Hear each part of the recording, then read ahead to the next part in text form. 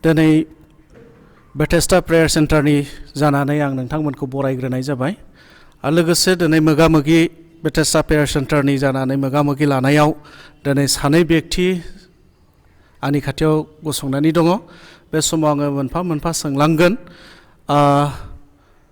नोंथांमोननियाव आं बेखौनो सोंनो नागिरदों, बबे गामिनि आरो मा मुं बेखौ बुंनो हागोन ना? जोंनि गामि माबाया बिजनि आरो बिनि नामा धिरेन ब्रह्म आरो आंनि नामा बिनुति ब्रह्म। आच्छा, ओमफ्राय नोंथांमोना मा जाहोननि थाखाय नोरजिया जानानै दंमोन आरो बेसे गोबावमोन बे नोरजिया जानाया? नोरजिया जानाया माने बारा गोबाव जायाखै, दा 1 बोसोर जाबाय आरो। सिगांहाय बिदिनो बियो गावनि माबायावनो जौ लोंबाय थायोमोन ना बियो बिरादनो। ओमफ्राय जौ लोङै लोङैनो आं बादा होबाय थायोमोन ना, एसे प्रेसार दंखायोमोन आगोलाव। ओमफ्राय बिदिनो अजा थजा बानायनानै फाहामना दोनबाय थायोमोन आरो। ओमफ्राय मोजां जाबायमोन 10 बोसोरसो, प्रेसारा सिखारलामोन आरो गैलामोन। ओमफ्राय बिदिनो बे जौ लोंनायफोरखौबो गारा, जानायखौबो गाराना। ओमफ्राय सानसेखालि बेबायदिनो इयो खाना जानो थांनायावनो प्रेसार जानानै माबादों आरो। स्ट्रक जादों? औ, स्ट्रक जादों। ओमफ्राय डक्टरनियाव लांनाय जादोंमोन नामा? औ, डक्टर सिलिगुरियाव लांदों। 8 दिन दोनदों सिलिगुरियाव। ओमफ्राय लाबोनानै हामनानै फैबाय, मुलिफोरखौ बिदिनो डक्टरनि हरनायखौ जागासिनो दं, जाबाय थायो। ओमफ्राय मासावनो बिदिनो मुलि खेबसे लायगासेयाव 15,000 गाहाम नांगौमोन आरो, 14,000 गाहाम। ओमफ्राय बियो प्रेसार जानायाथ' जेनेबा मुलिजोंनो माबानानै दङ। बेनि उनाव गाराय फिसा जाजेनबाय आरो आथिङाव। ओमफ्राय बे गाराया जों सानदोंमोन ओरैनो माननानै जादों, मुलि फोनबानो हामगोन होननानै। बे फार्मासिनि मुलि होयो आरो सोरबा नैबेखौ होनो फाहामो, ओमफ्राय बारासाव बारा जालांदों आरो गाराया। दा ओरैनो दा हामनायखौ मोनदों ना?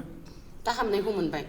बेसे गोबाव जाखो नोंथांमोना इसोरखौ लोगो मोननाया, इसोरजों मोगा-मोगि लोगो मोननाया जों दा 6 मास जाबाय। 6 मास? औ, जुलाइ मासाव मोनदों आरो जों। बिनि सिगां हिन्दुमोन? बिनि सिगाङाव हिन्दु। जों 6 मास जादों आरो दा। हिन्दुमोन सिगां, आं हिन्दुबाबा आं खृष्टान परियालनिनो मानसिखामोन आरो। खृष्टान न'खराव जोनोम जाखानाय आं। थेवबो आङो हिन्दुजों हाबा जादोंमोन। ओमफ्राय हिन्दुजों हाबा जानानै आं इसोरखौनो गैलामोन आरो आंनि गोसोआव। माने बे मोदाय सिबिनाय मानायावनो बेनो नोंमारगौ, बेनो संसारावनो मानसिखौ फोथांनानै लाखिमारो। माने बिदिनो बायदिसिना बेमार आजार जादोंबाबो ग्रह दानबानो हामलायो आरो। ओमफ्राय बिदिनो हामो आरो हनै लास्टआव बिदिनो गिदिर बेमार खोलैनो हाबाय आरो। ओमफ्राय नोंथाङाथ' दा जेनेबा मोननै इसोरनिबो एक्सपिरियेन्स मोनबाय आरो मोदायनिबो एक्सपिरियेन्स मोनबाय, नङा होमबा? दा बे मोननैयाबो गोहो गोनां। बिनि गेजेराव बबे साबसिन? माने साबसिना दा जोंनि आफा इसोरजों हाया आरो। आफा इसोरानो बोलोगोरा, बेनो संसारखौ बेनो दादों, मानसिखौबो बेनो दादों। जेसेबांनाखि संसाराव जिब जुनार दं बेनो दादों। मोदाय दावदाया, बे मोदायफ्राबो इसोरनि बायदि सक्ति मोननाय, खिन्थु जुजियो आरो मोदाया इसोर बायदि बोलोगोरा देखायनो नागिरो आरो। आच्छा, आं बे समाव धिरेन नोंथांनिफ्राय सोंनो नागिरदों, दिनै नोंथाङा जिथुनिखि नोरजिया गोलैनानै थादोंमोन, दा नोङो मा अबिगथा मोनदों? दा हामनायखौ मोनदों ना मोनाखै बुंनो हागोन ना? हामनायखौ मोनदों। हामनायखौ मोननाया गावनि सायाव डिफेन्स खालामो।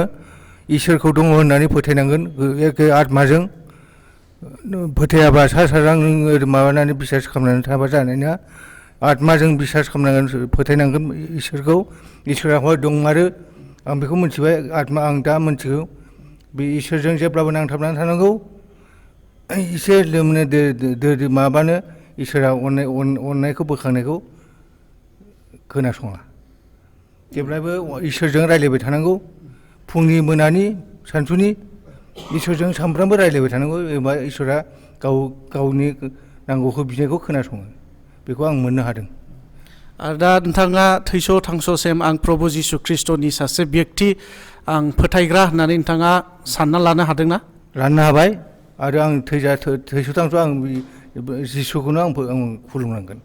आरो दिनैनि बे जुगिदि मा होननानै बुंगोन, रायजो राजाखौ नोङो मा मेसेज होनो नागिरदों? बे हामनायखौ मोननानै मा मेसेज होनो लुबैदों नोंथाङा?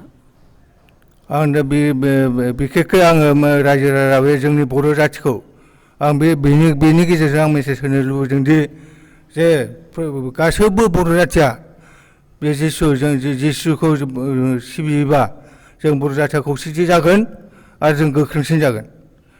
दा जोंनि गेजेराव जेसेबां बर' जाथिया खौसेबाबो माने धर्मखौ लानानै एसे माबा जानानै दं।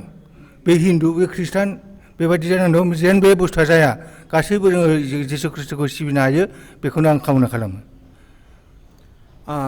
बेनोमोन धिरेन ब्रह्मनि मोनसे जिउनि साक्षि होनाया।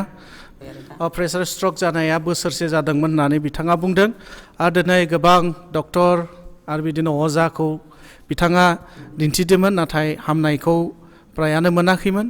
जेब्लानोखि प्रभु जिसु ख्रिस्ट'नि खाथियाव फैदों आरो बिथाङा फोथायग्रा जानानै आरो फोथायग्रिफोरा प्रार्थना खालामना होनायाव आर'ज खालामना होनायाव बिथाङा हामदों होननानै बे मेसेजखौ होदों। दिनै नोंथांखौ जों हामबाय होनाय थाबाय।